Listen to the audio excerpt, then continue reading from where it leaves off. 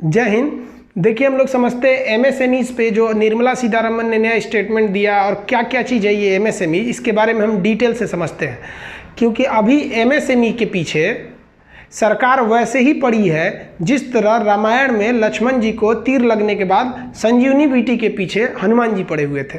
तो देखिए, हम लोग समझते हैं एमएसएमई का फुल फॉर्म क्या होता है। एम से होता है micro small and medium enterprises. देखिए ईएस, देखिए केवल ई रहता तो इंटरप्राइज होता है यानी सिंगल उद्योग, और ईएस से इंटरप्राइजेज यानी बहुत सारे उद्योग, यानी सूक्ष्म लघु एवं मध्यम उद्योगों को हम क्या कहते हैं, एमएसएमईज कहते हैं। इसके लिए एक अलग मंत्रालय आता है। इससे बड़े उद्योग रहेंगे तो उसे कहते हैं लार्ज, उससे बड़ा रहेगा तो हैवी। आप सुने होंगे द्वितीय पंचवर्षीय योजना में भारी उद्योग, हैवी इंडस्ट्रीज को दिया गया था जगह। चलिए, हम कोशिश करते हैं कि आपको एकदम आराम से समझ में आ जाए कि एमएसएमईज क्या होते हैं। देखिए, एकदम छोटे या फिर देखिए अति सूक्ष्म लघु या मध्यम उद्योग में कौन कौन चीज़ आते हैं। सबसे पहले तो इसमें आता है पैक्ड फूड।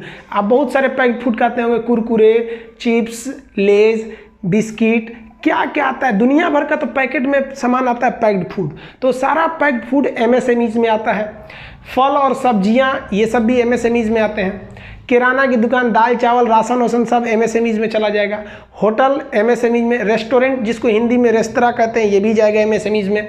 मिल्क पार्लर, सुधा, अमूल, ये वो दुनिया भर का, राज फ्रेश, नमस्ते इंडिया, पराग डेयरी, ये सारे चीज़ किस में जाते हैं, सब एमएसएमईज में। मछली पालन, मुर्गी यानी अंडा वगैरह जो होता है, मुर्गी पालन, बत्तख पालन, ये सब भी एमएसएमईज में चले जाते हैं सब। ये एक्चुअली पशुपालन का हिस्सा है, तो ये भी बहुत माइक्रो उद्योग में जाते हैं सब। अब मील, जैसे देखिएगा आटा पीसने का मील, तेल निकालने का मील, फ्लोर मिल, आटा पीसने वाला जो होता है, तो कई तरह के मील भी होती हैं सब। ये सब किस में चले जाएंगे, एमएसएमई में। आपके यहाँ चलता होगा चिमनी जिसपे ईंटा बनता है, तो चिमनी भी किस में जाएगा, एमएसएमईज में चला जाता है। और क्या आएगा, मोटर वाहन, साइकिल आ जाएगा। फर्नीचर यानी जो पलंग वगैरह शादी ब्याह में दिया जाता है, सोफ़ा वगैरह, कुर्सी, वो चला जाएंगे। कॉस्मेटिक आप समझते हैं, महिलाओं का ये ब्यूटी पार्लर और कॉस्मेटिक, वो जो आता है एक ठो पता नहीं क्या क्या लगाने के लिए, महिला सब कॉस्मेटिक बहुत ज़्यादा लगाती है सब। एक तो इसे ठोड़ रंगने के लिए, इसे ठोड़ रंग लेती है सब फोकस मारने के लिए। तो ये सब फोकस मारने के लिए जो कॉस्मेटिक हो गया, ब्यूटी पार्लर हो गया, सैलून हो गया, ये सब भी एमएसएमईज में जाएंगे। इलेक्ट्रिक चीज़ें जिसमें हैवी मोटका तार गया रहता है उसे इलेक्ट्रिक कहते हैं। अब पतला गया है तो इलेक्ट्रॉनिक कहते हैं। टीवी क्या है, इलेक्ट्रॉनिक। पंखा क्या है, इलेक्ट्रिक। हालांकि इसको हम डिटेल से समझाएंगे फिजिक्स में। बुक्स एंड कॉपी इंडस्ट्रीज, आप देखिए क्लासिक की कॉपी, दुनिया भर की कॉपी, किताबें, ये सब एमएसएमईज में जाएंगी सब। अब देखिए इधर और कुछ देखते हैं, फोटोकॉपी, दर्जी, लैब जिसमें बीमारियों की जांच होती है, जांच घर, लैब में अल्ट्रासाउंड, एक्सरे, एमआरआई दुनिया भर का चलाता है।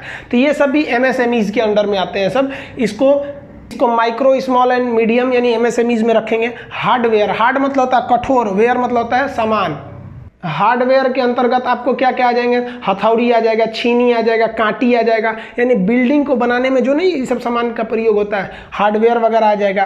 कारपेंटर के सामान आ जाएंगे, पेंट वगैरह आ जाएंगे, लेदर, चमड़ा उद्योग, ये सब एमएसएमईज में आएंगे। इतना ज़्यादा होते हैं एमएसएमईज जिसका कोई हद नहीं। तो ये एमएसएमईज के हम केवल कुछ एग्जाम्पल लिखे हैं। एमएसएमईज के टोटल 6500 प्रोडक्ट होते हैं। तो चलिए हम समझते हैं कि एमएसएमईज के इतने महत्व क्या है, फिर देखेंगे चेंजिंग क्या हुई है। तो इंपॉर्टेंस मतलब महत्व, देखिए क्या है एमएसएमईज के महत्व। पहला कि हिंदुस्तान में कुल रोजगार का 45% रोजगार केवल एमएसएमईज ने दे रखा है। यानी एमएसएमईज इंडस्ट्री डूबा तो 45% लोग बेरोजगार हो जाएंगे। सोचिए, सबसे ज़्यादा रोजगार दे रखा है एमएसएमईज ने। अब हम समझते हैं निर्यात यानी एक्सपोर्ट, विदेश में जो निर्यात होता है उसका आधा तो यही कर देता है एमएसएमईज। टोटल निर्यात का 50% एक्सपोर्ट केवल एमएसएमईज के माध्यम से होता है, इसलिए इसे बचाना और जरूरी हो जाता है। उद्योग, जितने कल कारखाने देखते हैं उसका 90% कल कारखाना, जितने भी कारखाने हैं उसका 90% कारखाना एमएसएमईज का होगा। या तो उसमें कुछ सामान बनेगा, किराना, फर्नीचर, कॉस्मेटिक, कुछ भी देखिएगा आप, A to Z कारखाना देखिएगा 90% एमएसएमईज के ही होते हैं। बाकी लार्ज स्केल या हैवी इंडस्ट्रीज के होंगे 10% में। प्रोडक्ट यानी आइटम देखते हैं कि ये कौन कौन से आइटम को ये बनाते हैं, तो लगभग ये 6500 आइटम बनाते हैं। कोल्ड ड्रिंक से लेकर कुरकुरे से लेकर ऐसे गिनते रह जाइएगा, 6000 आइटम बनाते हैं। यानी अगर एमएसएमईज इंडस्ट्री डूबा तो आपके 6000 आइटम्स के कारखाने डूबेंगे, आपका 50% निर्यात रुक जाएगा, 45% लोग बेरोजगार हो जाएंगे। इतना भयानक 90% उद्योग बर्बाद हो जाएगा आपका। टोटल जीडीपी का लगभग ये 10% कंट्रोल करके रखे हैं। मोदी जी ने टोटल जीडीपी का कितना दिया है? 10%, 20 लाख करोड़। तो सोचिए, मोदी जी ने केवल एमएसएमईज को दे रखा है। तो ये एमएसएमईज बहुत ज़रूरी है। जैसे ही मोदी जी ने अनाउंस किया था कि भैया हम एमएसएमईज को बढ़ावा देंगे, एमएसएमईज इंडस्ट्रीज ने अपना जी जान लगा दिया कि भैया सरकार हमको बढ़ावा देगी। अभी हम समझते हैं कि सरकार कैसे बढ़ावा देती है, लेकिन उससे पहले हम आपको एक टेलर दिखा देते हैं कि एमएसएमईज वालों का क्या जलवा है। देखिए, कोरोना फैलने के बाद चाइना से हम लोग ने N95 मास्क मंगाया। वो मास्क डॉक्टरों के लिए होता है जो मरीजों के एकदम क्लोज कांटेक्ट में रहते हैं, वो भी गड़बड़ी वाला दे दिया। PPE kit, personal protective equipment, आप देखते होंगे रेन कोट की तरह सफ़ेद सफ़ेद या ब्लू कलर का एक जैकेट की तरह डॉक्टर पहनते हैं सब। एक दिन बाद उसको क्या करते हैं लोग, उतार के फेंक देते हैं। वो ख़त्म कहानी, एक ही दिन का उसका काम ही होता है। जब ड्यूटी पे जाएगा तभी पहनेगा, आएगा तो उसको फेंक देगा। उसी को PPE किट कहते हैं, personal protective equipment. N95 China से आ रहा था, PPE किट चाइना से आ रहा था, रैपिड टेस्टिंग किट चाइना से आ रहा था। अब इन ससुरो चीज में चाइना ने एकदम घटिया सामान भेज दिया। इटली को भी घटिया बेचा, भारत को भी बेचा। तो भारत के ICMR ने कहा कि जहाँ जहाँ भी ये सब चीज़ें हैं, ये डुप्लीकेट चीज़ हैं, आप इस्तेमाल मत कीजिए। भारत सरकार ने चाइना के इन सामानों को पैक करके लाद के पानी वाली जहाज में भेज दिया, ले जाओ चाइना, ये आपका ज़रूरत नहीं है। तो चाइना ने कहा कि काहे वापस भेज रहे हैं, आपको यूज करने नहीं आता है, आप घमंड में वापस भेज दिए हैं, आप ये बनाइएगा कैसे। तो भारतीयों को चैलेंज नहीं करना चाहिए। यहाँ वही जगह है जहाँ से सिकंदर हार के गया है। इन MSMEs वालों ने बड़ी चोटी एक कर दिया और आज की तारीख में भारत प्रतिदिन 2 लाख N95 मास्क बना रहा है। 2 lakh N95 mask, 2 lakh PPE kit पर दिन बना रहा है और 2 lakh rapid testing kit per day बना रहा है। यानी PPE किट भी 2 लाख, N95 भी और रैपिड एक्शन किट भी 2-2 लाख हर दिन बना रहा है। और इसको ये 4 लाख प्रतिदिन करने वाले हैं। तो ये आप जो शुरू में न्यूज़ आ रही थी कि भारत में इन सब चीज़ों की कमी है, इन सारी कमियों को दूर कर दिया हमारे MSMEs ने। इसलिए निर्मला सीतारमन ने एक बहुत बड़ा ऐलान कर दिया कि हम अब MSMEs को बढ़ावा देंगे। तो चलिए हम समझते हैं कि अब क्या क्या बढ़ावा दिया जाएगा। आई होप आप समझ रहे होंगे इस टॉपिक को। इसका एक स्क्रीनशॉट लीजिए, फिर आगे हम समझाते हैं MSMEs के बारे में। देखिए, जो MSMEs थे, इसका जो पहला रूल था, जो पुराना नियम, वो 2006 के हिसाब से था। 2006 के एक्ट में कहा गया था कि परिभाषा दी गई थी कि किसे आप माइक्रो में रखेंगे, किसे स्मॉल में रखेंगे, किसे मीडियम में रखेंगे। अब देखिए, हम एक एग्जांपल में देखते हैं। जैसे अगर कोई मीडियम इंडस्ट्रीज है तो उसे अपना 12% टैक्स देना पड़ेगा। अगर स्मॉल है तो 10% टैक्स देना पड़ेगा, और माइक्रो है तो उसे 8% टैक्स देना पड़ेगा। यानी ज़्यादा फायदा किस में, माइक्रो वालों को कम टैक्स देना है। तो ये हम परिभाषा समझते हैं। वह उद्योग माइक्रो उद्योग कहलाता था जिसको स्टार्ट करने के लिए 25 लाख की इन्वेस्टमेंट की जरूरत थी। 25 लाख में अगर आपका इन्वेस्टमेंट है तो माइक्रो उद्योग में जाता था। 5 करोड़ तक का इन्वेस्टमेंट है तो स्मॉल में जाता था। 10 करोड़ का इन्वेस्टमेंट है तो वो किस में चला जाता था, मीडियम में चला जाता था। तो इस हिसाब से जाता था, इन्वेस्टमेंट के हिसाब से। हालांकि इसमें सर्विस के मामले में अलग था। सर्विस के लिए इसके लिए 10 लाख था, इसका 2 करोड़, इसका 5 करोड़। वो अलग से बता देंगे जब हम आपको सर्विस सेक्टर पढ़ाएंगे, तो अभी उस पर नहीं ध्यान दीजिए। अगर कोई उद्योग 25 लाख लगा के आप खोल रहे हैं तो आप सरकार को बताइएगा ना कि हमारा इतना इन्वेस्टमेंट हुआ है। मान लीजिए आपने 30 लाख इन्वेस्ट कर दिया तो वो इसमें किस में चला जाएगा, स्मॉल में चला जाएगा। और अगर वही आप केवल अगर आप मान लीजिए 25 लाख इन्वेस्ट किए रहते तो आपका चला जाता है स्मॉल, माइक्रो में आपको कम टैक्स देना पड़ता। यहाँ जाएंगे तो ज़्यादा, यहाँ जाएंगे तो और ज़्यादा, लेकिन ओवरऑल इनको कम टैक्स देना पड़ता है। ये 10 से 15% में रह जाते हैं, और जो हैवी इंडस्ट्रीज में जाते हैं उनको 30% टैक्स देना पड़ता है। तो सरकार क्या चाह रही है कि इनको और छूट दिया जाए। कैसे? तो जो न्यू एक्ट आया है उसमें कहा गया है कि देखिए वैसा उद्योग माइक्रो कहेंगे ना जिसको खोलने के लिए 1 करोड़ की जरूरत है, यानी अगर 1 करोड़ रुपया लगा के भी आप बहुत बड़ा उद्योग खोलते हैं तो सरकार बहुत कम टैक्स लेगी। सोचिए, पहले 1 करोड़ लगा दीजिएगा तो चले जाइएगा स्मॉल वाले में, इसमें 25 लाख से जहां ऊपर गए तो स्मॉल में चले जाएंगे, तो फायदा हुआ कि नहीं? तो इसमें 2 चीजें कहा गया है कि अगर आपका इन्वेस्टमेंट 1 करोड़ है और 5 करोड़ का साल भर में टर्न ओवर हो रहा है तो भी हम आपको माइक्रो यानी बच्चा की तरह ट्रीट करेंगे। कुछ गलती भी कर दीजिएगा तो चलेगा, सरकार एकदम ऐसा नहीं है कि आपको बंदे करा देगी। स्मॉल वाला में जहां 5 करोड़ लिमिट थी उसको बढ़ा के कर दिएगा 10 करोड़। भैया 10 करोड़ लगाओ, अब 50 करोड़ का टर्नओवर करो, हम बहुत कम टैक्स लेंगे क्योंकि तुम लोग संजीवनी बीटू है हमारे देश के लिए।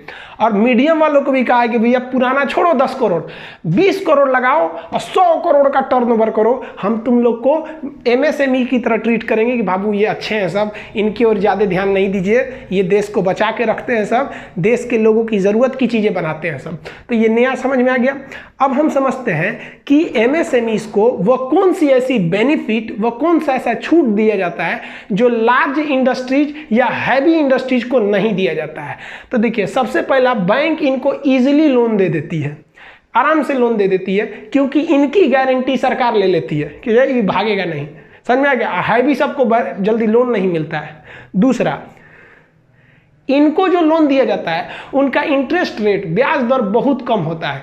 MSMEs में तीनों को कम दिया जाता है, ऐसा नहीं है कि हाँ इसको बहुत कम, इसको थोड़ा ज़्यादा, लेकिन 1-2% का अंतर होता है। और हैवी इंडस्ट्रीज वाले ससुरन को 15% के ब्याज दर पे देगा। इन सब को मान लीजिए इसको दिया 8-9, इसको 10, लेकिन हैवी वाले को 15% का ब्याज लगा देगा। तो पहला फायदा कि इन लोग को क्या हो जाता है भैया कि इंटरेस्ट रेट कम लगते हैं। दूसरा, टैक्स कम लग जाता है, इन लोग को बहुत कम टैक्स देना पड़ता है। अब ऐसे समझिए कि अगर आप कोई ऑयल रिफाइनरी खोलते हैं तो हैवी इंडस्ट्रीज में जाएगा, उसमें कुल कमाई का ससुरा 30% दीजिए सरकार को टैक्स, और अगर आप MSMEs में किसी में आते हैं तो 12% दीजिए। फायदा है कि नहीं MSME में?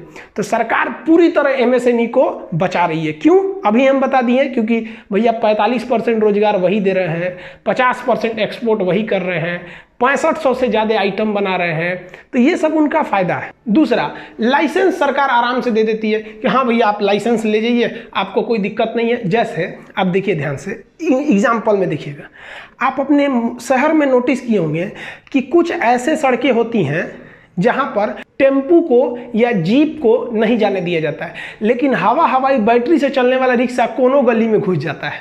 देखे हैं कि नहीं? क्योंकि वो इस सब में आ जाते हैं, उन लोग को ज़्यादा फायदा हो जाता है। अब आप ट्रक को देखिएगा, शहर के बीचों बीच में ट्रक रात 9 बजे से पहले घुसने नहीं दिया जाता है, बाईपास पे खड़ा रखता है। बाईपास की सड़क चौड़ी बनाई जाती है इसीलिए कि ससुरा यहीं खड़ा रहेगा सब दिन भर, उसको 90 फीट कहीं 80 फीट बोला जाता है, तो वहीं बेचारे खड़े रहते हैं सब। और छोटकी गाड़ियाँ दिन भर घूमती रहती हैं सब। क्यों? क्योंकि उनको आराम से लाइसेंस मिल जाता है, उन्हें सर्टिफिकेट दे दिया जाता है कि इनको कोई नहीं रोकेगा, पुलिस वाला कोई नहीं रोकेगा। समझ में आया? तो ये सब फायदे होते हैं। इनको सरकार प्रेफरेंस देती है, वरीयता देती है कि नहीं भैया इनको जाने दीजिए, इनको मत रोकिए। समझ में आ गया? और सबसे बड़ा की चीज़ क्या है, ससुरा NGT नौटंकी नहीं करता है। NGT क्या है? National green tribunal. अब NGT है भैया पर्यावरण का नियम लेके चल आएगा। मान लीजिए आप कोई बहुत हैवी इंडस्ट्रीज खोलना चाह रहे हैं 100 करोड़ रुपया लगा के, तो NGT आएगा। देखिए पानी निकालने की अच्छी व्यवस्था होनी चाहिए, धुआं वाली चिमनी बहुत ऊंची होनी चाहिए, वर्कर को ये सुविधा, मतलब इतना ज़्यादा ये पर्यावरण का नियम चिपका देगा ना कि आप इसी को पूरा करते करते पगला जाएंगे। तो सरकार ना NGT को कहती है कि रे बकलुलवा, तू MSME वाले को डिस्टर्ब मत करना, ये बहुत बेहतरीन काम कर रहे हैं सब, ये देश की जनता की जो मूलभूत आवश्यकता है उनका उत्पादन कर रहे हैं। तो निर्मला सीतारमण में भाषण में यही कहा कि अब हम लोग फुल फोकस किस पे करेंगे? MSMEs पे करेंगे, क्योंकि ये लोग 6500 चीज़ों का उत्पादन करते हैं। अगर MSMEs सुदृढ़ हो गया तो 6500 चीज़ें जो हमारी मूलभूत ज़रूरतें हैं वो हमारी पूरी हो जाएंगी इसी MSMEs के तहत। अतः इसी को कहा गया आत्मनिर्भर भारत, हम अपने आप पर आत्मनिर्भर हो जाएंगे और ये हम कर सकते हैं। ये एमएसएमई ने दिखाया है। जो चाइना घमंड में कहता था कि तुम कोरोना की जांच कैसे करोगे, डॉक्टरों को मास्क कहां से दोगे, उनको पीपीई किट कैसे दोगे, हम लोग पर दिन 2 lakh kit, 2 lakh PPE kit, 2 lakh N95 mask, 2 lakh rapid test करके दिखा दिया चाइना को कि अगर एमएसएमई जिंदा है तो हमारे हिंदुस्तान को आगे बढ़ने से कोई नहीं रोक सकता है। हम उम्मीद करते हैं कि आपको आसान भाषा में एमएसएमई समझ में आया होगा। फिर भी अगर आपको कोई प्रॉब्लम है तो आप उसे कमेंट करके बता सकते हैं। आप इसका एक स्क्रीनशॉट ले लीजिए, फिर हम आगे समझाएंगे आपको कि लेबर लॉ में क्या सुधार किया गया है, क्या लेबर लॉ है, इसके बारे में हम चर्चा करेंगे।